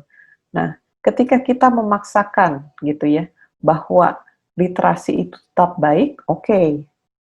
Tapi ketika sebenarnya si kondisi generasi ini juga tidak bisa, dia tidak biasa membaca teks yang banyak gitu. Sehingga menurut saya justru kita mempergunakan apa yang dia pahami dengan betul, yaitu menggunakan bahasa visual gitu ya. Menggunakan media-media lain yang sebenarnya dia paham untuk agar lebih mereka bisa memahaminya lebih baik gitu. Nah, yang jadi masalah adalah ketika kita udah mengikuti cara mereka gitu ya, memahami lewat video nih gitu ya, satu topik yang agak sulit misalnya algoritma misalnya gitu ya, kita sudah membuat dia paham dengan pakai video, pakai animasi apa segala macam. Nah, tantangan berikutnya adalah gimana caranya setelah dia paham itu ingin mencari lebih. Baik itu melalui teks, baik itu browsing di internet, baik itu tanya ke sumber lain dan lain. Nah, sebenarnya yang harus dibentuk adalah itu gitu. Nah, memang betul gitu ya. Teks saja ada manfaatnya bagi imajinasi gitu tentu saja. Tapi soal visual juga sama gitu ya. Cuma untuk generasi yang sekarang nih gitu, itu yang teks itu memang ya lewat penelitian sudah memang tidak bisa gitu. Kalau kita masukin terlalu banyak teks, kesannya memaksakan gitu. Karena memang mereka itu tidak terbiasa gitu. Begitu mereka lahir di dunia, semua sudah dimudahkan sehingga mereka kadang tidak harus baca instruksi panjang di bungkusnya gitu ya untuk mengerti produk itu apa gitu, tapi sudah pakai visual semuanya gitu. Nah, dengan kondisi artinya kita sebagai akademisi menurut saya tidak boleh menutup mata juga untuk kesempatan yang lainnya gitu. Kita bisa pakai cara yang lainnya, tapi yang PR-nya adalah bagaimana membangkitkan si rasa ingin tahu anak supaya dia bisa cari lebih dalam atau cari lebih segala macam gitu ya. Jadi biar dia terpacu untuk tahu lebih banyak gitu, sehingga nanti dia akan mencoba sumber-sumber lainnya gitu. Nah, saya rasa penggunaan video di media pembelajaran juga bukan maksudnya kita lakukan untuk eksesif ya, berlebihan, besar-besaran, bukan. Tapi ini adalah sebuah alternatif ya Ibu Bapak ya, sebuah alternatif yang bisa kita coba agar tingkat pemahaman anak itu lebih lebih bisa diterima sama si anak, bisa lebih dipahami sama si anak, seperti itu. Itu kali ya nomor 1 dengan nomor 2 ya. Iya betul Bu. Saya coba bacakan yang nomor 3 dan nomor 4 ya Bu ya. Enggak, silakan. Bila kita membaca sebuah cerita atau mendengarkan cerita seperti contoh berikut, sesosok raksasa memasuki sebuah ruangan, maka setiap orang kan memiliki imajinasinya masing-masing. Bagaimana cerita tersebut berjalan? Cerita melalui audiovisual cenderung membuat satu imajinasi serupa di masing-masing kepala penonton. Lalu bagaimana media audiovisual bisa memperkaya imajinasi tersebut? Dan yang keempat, Dijelaskan di awal, efisiensi durasi video pembelajaran kurang lebih 3-6 menit. Lalu untuk merangkum materi dengan durasi panjang, apakah ada saran-saran efektif lainnya? Terima kasih. Oke. Mungkin yang nomor 3 ya? Iya, Bu. Oke. Yang nomor 3, ini kalau kita bernarasi gitu ya. Kalau kita bernarasi. Memang yaitu yang seperti tadi mungkin juga saya jelaskan gitu ya.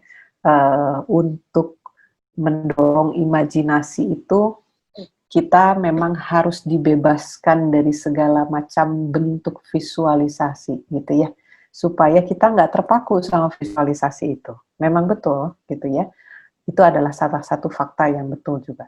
Nah, masalahnya begini, kalau misalnya memang si pembelajarannya output akhirnya adalah untuk si anak berimajinasi gitu ya. Oke, gunakan media-media atau misalnya gunakan cara bercerita yang gimana caranya untuk memancing imajinasi tersebut gitu ya. Nah, karena kalau misalnya saya bilang video YouTube ada cerita tentang seekor tadi raksasa apa segala macam, itu karena sebenarnya outputnya adalah biar si anak memahami ceritanya atau memahami konten kan kalau cerita tuh suka ada ininya ya, moralnya misalnya gitu ya. Nah, apa yang dituju sebenarnya dari output dari pembelajaran ini? Menurut saya juga itu yang menjadi penting. Kalau memang mau menceritakan ceritanya, terus biar anak tahu moralnya, sehingga kan segala macamnya harus digambarkan, bukan? Gitu ya, biar anak merasa, oke, penggambarannya seperti ini.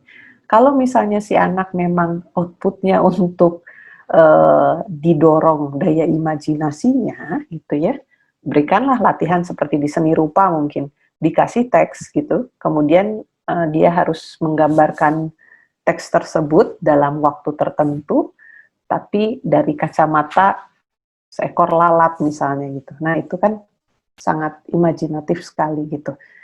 Jadi saya rasa kita juga tidak bisa serta-merta mengklaim, oh kalau banyakkan pakai visual gini nanti imajinasinya berkurang dong gitu.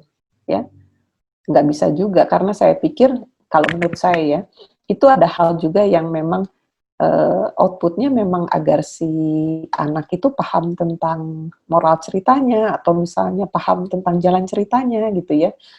Nah, beda lagi kalau misalnya emang maksudnya untuk mendorong imajinasi, pasti latihannya akan berbeda lagi gitu. Ini saya ngomongnya di media pembelajaran ya gitu.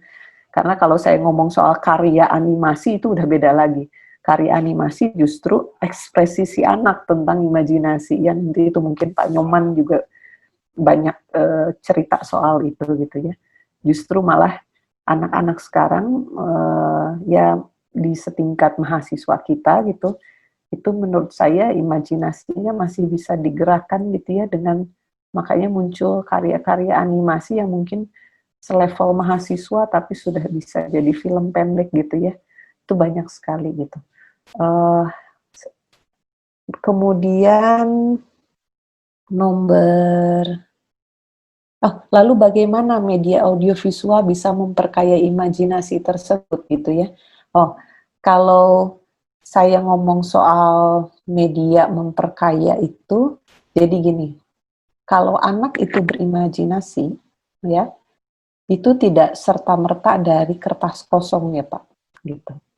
Jadi dia itu bertindak atau berkreasi dari berbagai aspek yang ada di dalam dirinya. Pertama dari pengalaman, wawasan, kemudian apa yang dia lihat, kemudian apa yang dia relasikan antara satu poin ke poin di dalam memori dia, sehingga muncullah kreasi. Oh, saya ingatnya ya, raksasa tuh begini, karena sifatnya begini berarti dia warna hijau misalnya gitu ya, dan lain-lain sebagainya. Itu dia relasikan di dalam memori otak. Nah, bagaimana bisa memperkaya? Nah, sebenarnya media audiovisual itu kadang-kadang ya apa yang kita lihat, gini aja, kita dari zaman kecil itu banyak melihat kartun-kartun ya, penggambaran-penggambaran apa ya, karakter ya, animasi tertentu gitu ya. Terus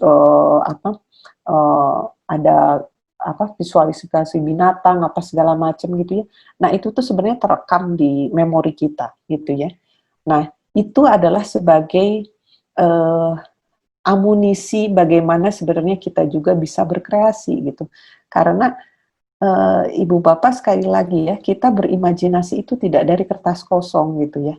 Tapi apa yang sudah kita lihat sebelumnya, justru malah lebih banyak kita melihat rangsangan-rangsangan visual, lebih banyak juga otak itu di memori kaya akan pembendaharaan gitu ya. Jadi kita tidak bisa serta-merta bilang, oh itu akan merusak atau bahkan kita akan terpaku. Oh kalau Mickey Mouse atau penggambaran seekor tikus itu kalau kartun karakter tuh seperti itu gitu. Enggak. Mungkin karena dia ngelihatnya Mickey Mouse terus gitu. Tapi kalau misalnya ngelihat yang lain gitu ya, kartun yang lain atau bahkan pembuat yang lain dan justru wawasannya lebih luas, saya rasa justru orisinalitasnya akan muncul dari situ, imajinasinya akan lebih kaya dari itu, gitu ya. Ini juga terjadi di mahasiswa kita yang memang secara imajinasi membuat karya kadang-kadang kurang bisa maju itu karena memang wawasan dia hanya satu, terpaku di situ. Saat kecil dia itu nonton filmnya yang itu gitu dan tidak diperkaya dengan yang lain. Nah, itu yang biasanya dia akhirnya tidak bisa menggali gitu. Nah, itu paling jawaban saya. Kemudian nomor 4 yang soal efisiensi ya. Efisiensi. Nah, ini juga mungkin Pak Nyoman nanti bisa tambahin ya. Efisiensi durasi itu 3-6 menit. Terus merangkumnya saran-saran yang efektif. Oke. Kalau saya sih, kalau di mata kuliah saya, memang topik atau topik untuk pembicaraan pertemuan hari itu biasanya topiknya besar gitu ya. Tapi saya pilih kadang-kadang dibagi jadi 2 pertemuan deh untuk ini gitu. Karena satu, si anak harus tahu sejarahnya, yang kedua harus tahu cara pakainya misalnya gitu ya. Nah, saya bagi tuh segmennya seperti itu gitu. Nah, untuk sejarahnya saya misalnya bikinnya dimulai dari timeline misalnya, terus tokohnya siapa misalnya gitu ya. Nah, itu tuh kita harus benar-benar coba bikin pembagiannya gitu, harus dipakai kertas, kita coba dibagi segmennya kayak gimana gitu ya. Karena mau nggak mau kalau kita terus nyerocos kayak gini sepanjang hari gitu, ya misalnya 1 jam pelajaran misalnya ada 2,5 jam gitu ya, satu mata kuliah saya, itu akan sangat membosankan sekali gitu. Jadi memang tips saya memang ngebagi segmen itu benar-benar kita tuliskan dulu di dalam kertas. Mau ngasih tahu apa? Intinya si anak harus ngerti apa begitu keluar dari kelas ini gitu. Jadi itu yang intinya gitu. Karena justru yang lainnya justru kan sebenarnya si anaknya yang harus cari tahu untuk mengenai detailnya gitu. Ya, tapi gimana biar si anak itu tergerak gitu kan untuk cari tahu si detailnya gitu. Nah, intinya dulu kita tuliskan gitu. Mungkin Pak Nyoman ada tambahan untuk sedikit tambahan dulu dari yang poin nomor 3 ya, pertanyaannya tentang imajinasi dan media audiovisual memperkaya imajinasi. Kalau saya membayangkan media audiovisual itu contohnya film Doraemon aja gitu ya. Itu kan medianya dari komik ya, media kertas dirubah jadi audiovisual. Sebetulnya berperan penting itu bukan medianya, mungkin medianya berperan berapa persen gitu ya. Tapi yang lebih berperan lagi adalah cerita dan cara membawakan ceritanya. Itu yang mungkin merangsang anak-anak lebih berimajinasi, seperti itu sih kira-kira ya.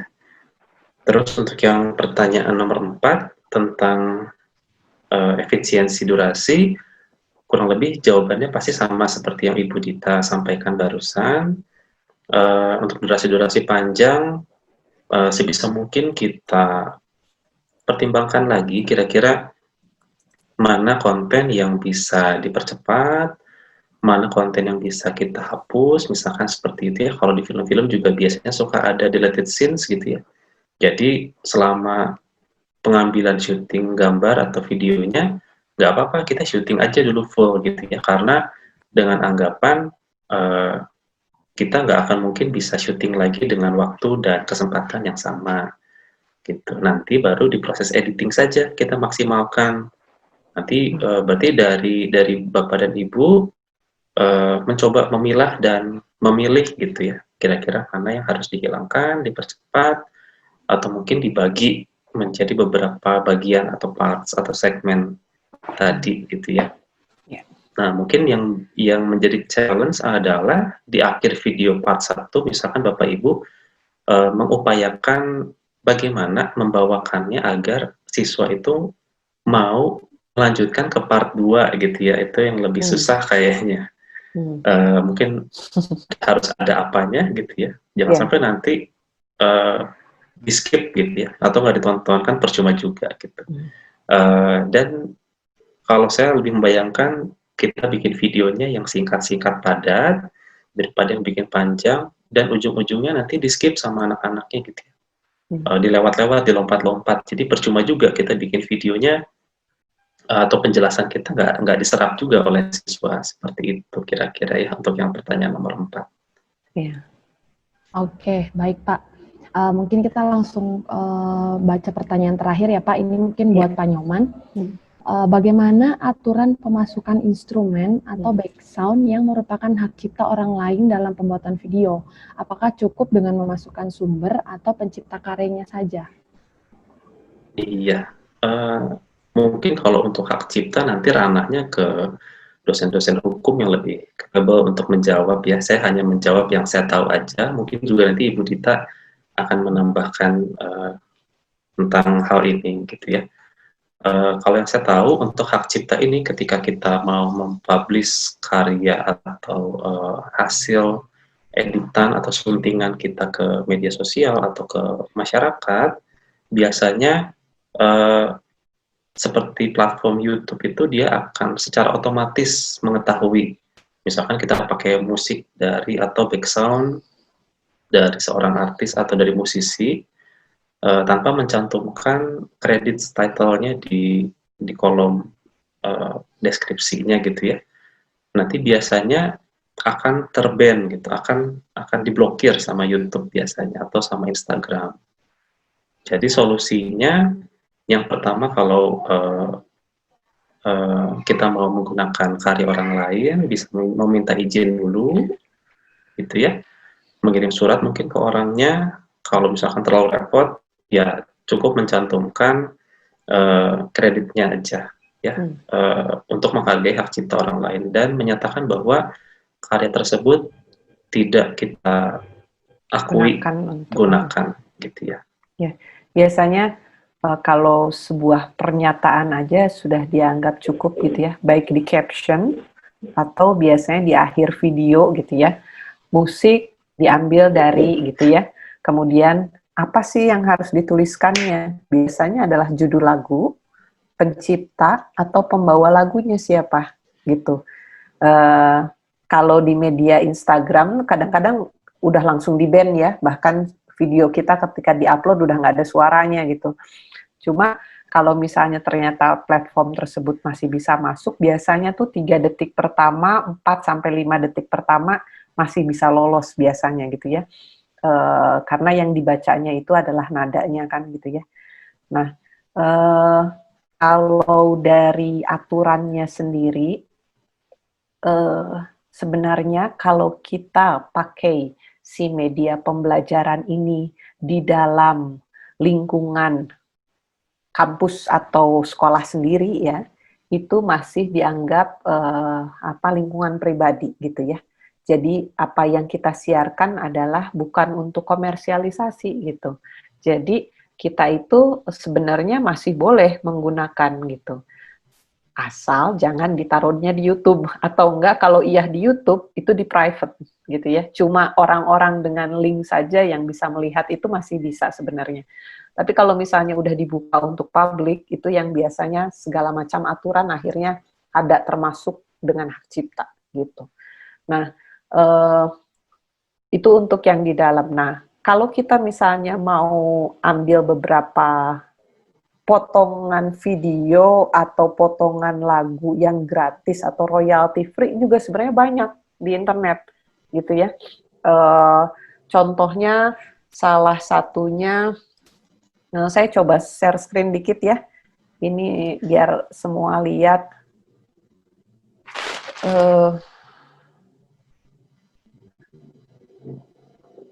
Contoh yang ini.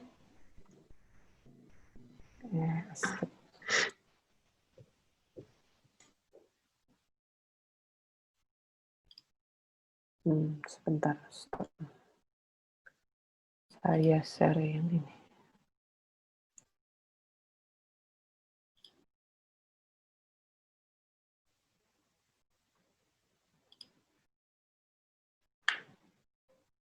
Loh, udah bisa lihat ya? Ada royalty free dance. Nah, ini sebenarnya musik-musik yang biasa dipakai untuk jadi latar, biasanya tidak ada vokal gitu ya.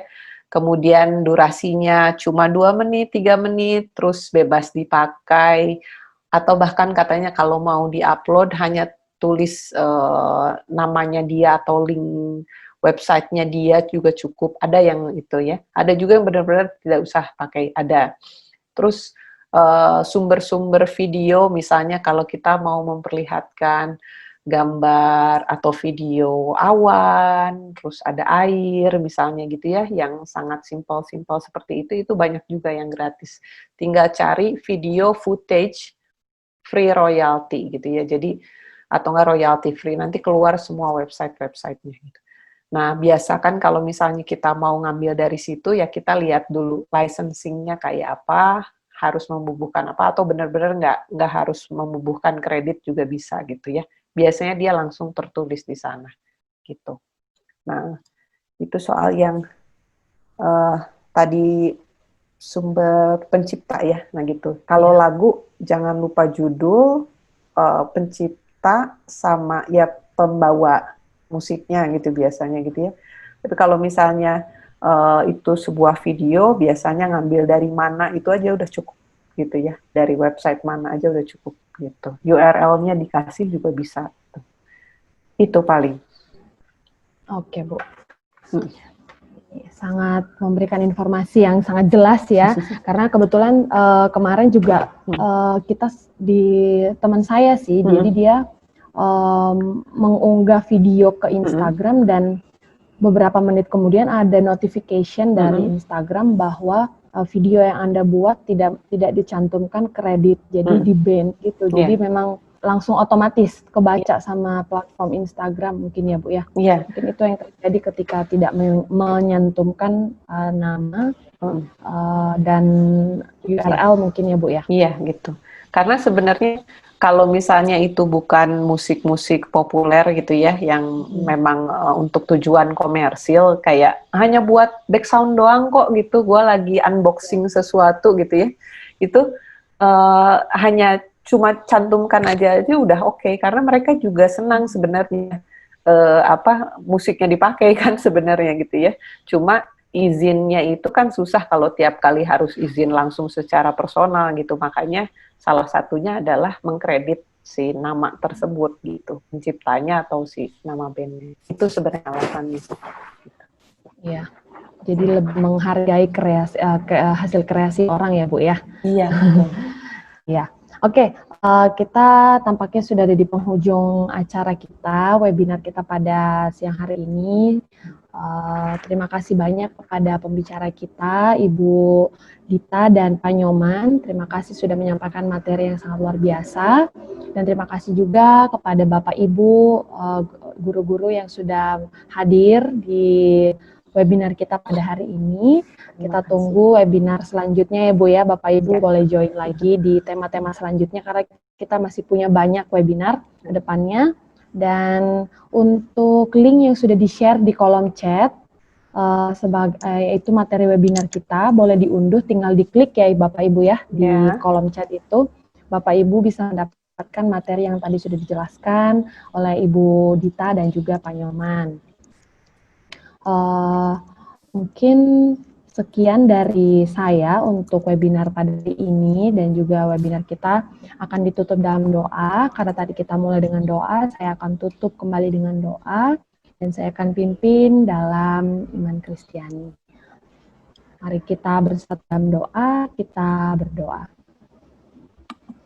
Tuhan, Allah Bapa yang bertahta dalam kerajaan surga, terima kasih Tuhan untuk kebaikan-Mu, terima kasih untuk penyertaan-Mu. Pada siang hari ini kami sudah boleh menyelesaikan webinar kami, dan terima kasih untuk kepada pembicara kami, Ibu Dita dan juga Pak Nyoman. Terima kasih untuk setiap materi yang boleh disampaikan.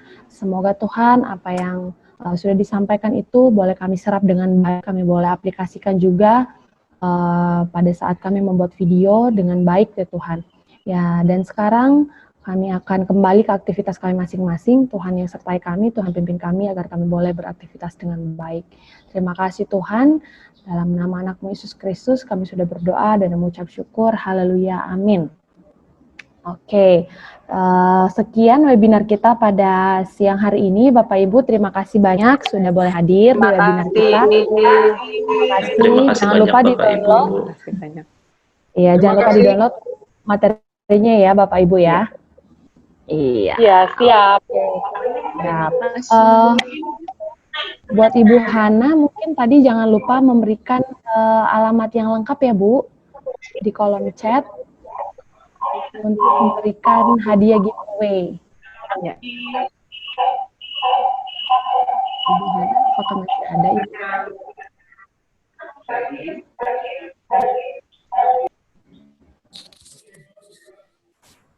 Nanti alamatnya akan kami pakai buat mengirimkan hadiah giveaway, karena Ibu menjadi penanya kedua dalam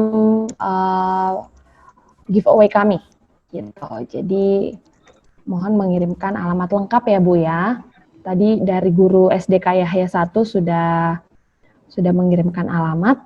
Jadi saya tinggal menunggu dari Ibu Hana MG.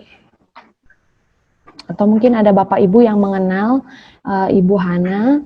Sepertinya Ibu Hana sudah tidak ada. Jadi mungkin mohon diinfokan ya Bu ya, Bapak Ibu. Bu Hana masih ada Ibu. Oh masih ada. Yang mana? Oh sudah ya? Baru-baru keluar. Oh baru. Oke. Enggak, udah ada di chat Bu.